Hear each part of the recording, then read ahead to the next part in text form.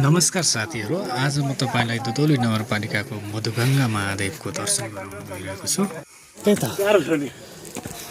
बाटो निकै अप्ठ्यारो रहेछ। हामी उकालो चढ्दैछौँ, अप्ठ्यारो बाटो छ।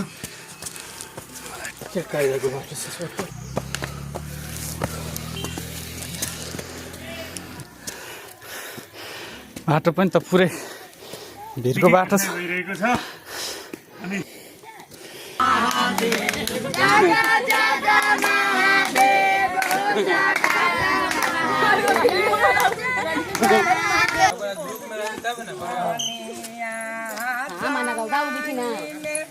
माथा पर ल हेर्नुहोस् त, यहाँ झन् अप्ठ्यारो बाटो छ, भिरको बाटो। यसो जराजरी समाएर हामी उकालो चढिरहेको छौँ।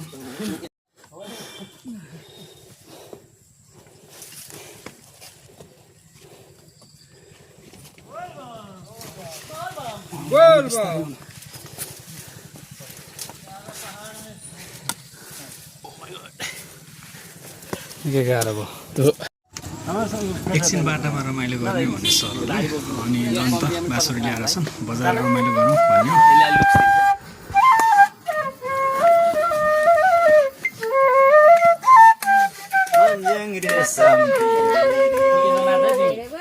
बाटोमा रोकेर बाँसुरी बजार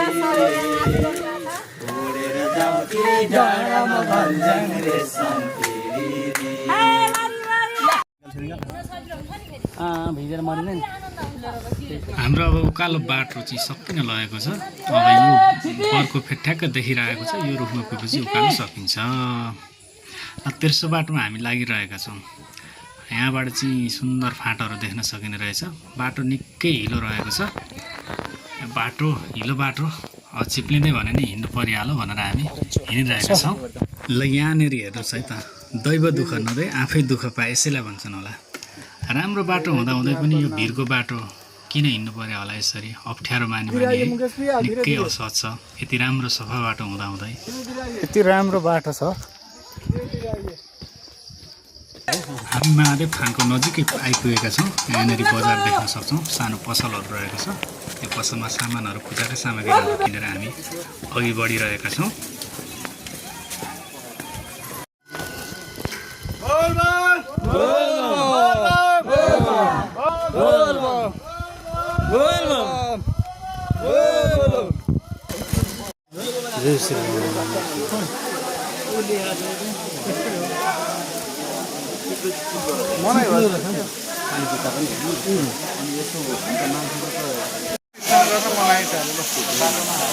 हामी मुख्य ठाउँमा, पूजा गर्ने ठाउँमा आइपुगिसकेका छौँ।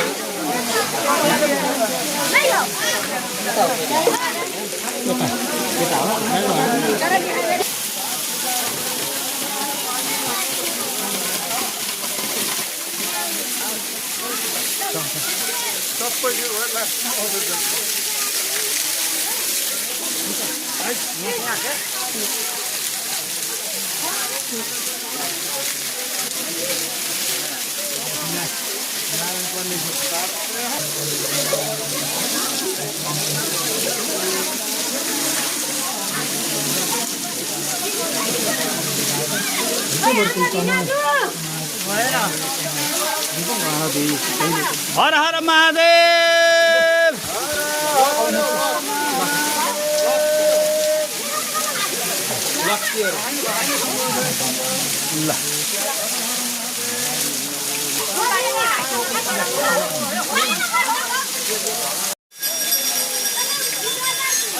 जय शम्भो, हर हर महादेव।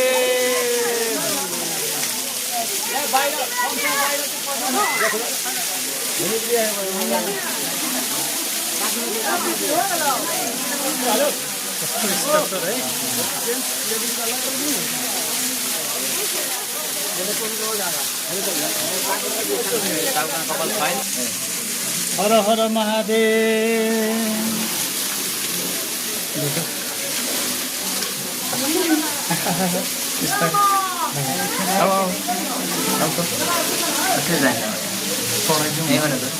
भित्रै छिर्नुपर्ने छ हर हर महादेव।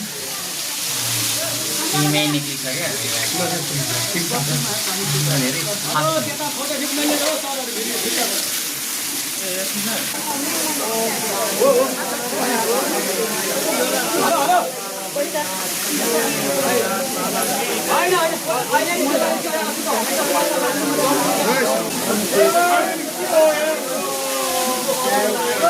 जय भोले बाबा।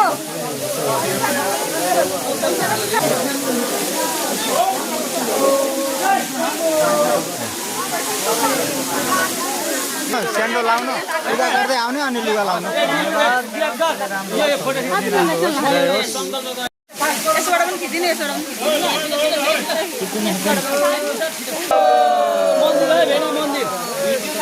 मैले राखेको फोटो त राख्नु न, उतसबाट पनि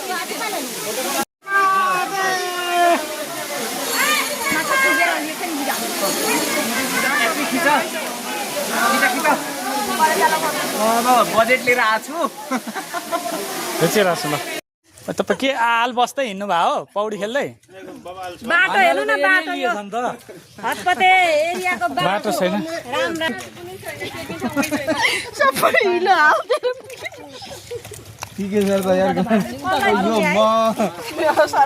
सरेन्डरै यतिकोमा त के छ धर्म भनेको यो हो क्या? ओहो, यहाँबाट त फेरि कहाँ पुगिन्छ?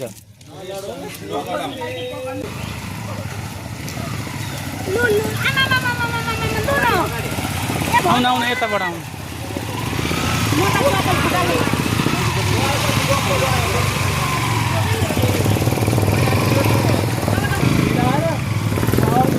राम राम राम। यहाँ रोक्यो ल, यस्तो भएपछि गाह्रो। बाइक छिर्यो। घरिघरि त राम्रो बाटो पनि हिँड्न पाइँदो रहेछ। पिच बाटो पनि भेट्यो है, राम्रो लाग्यो। मजा आयो यो बाटो हिँड्नु चाहिँ।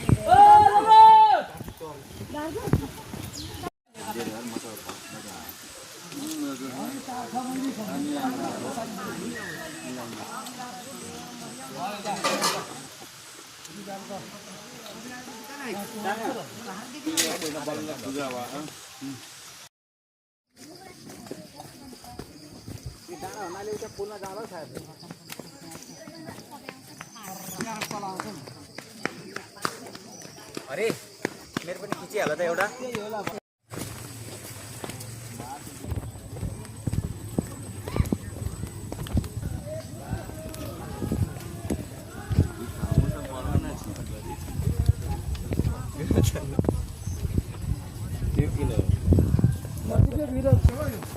Hello hello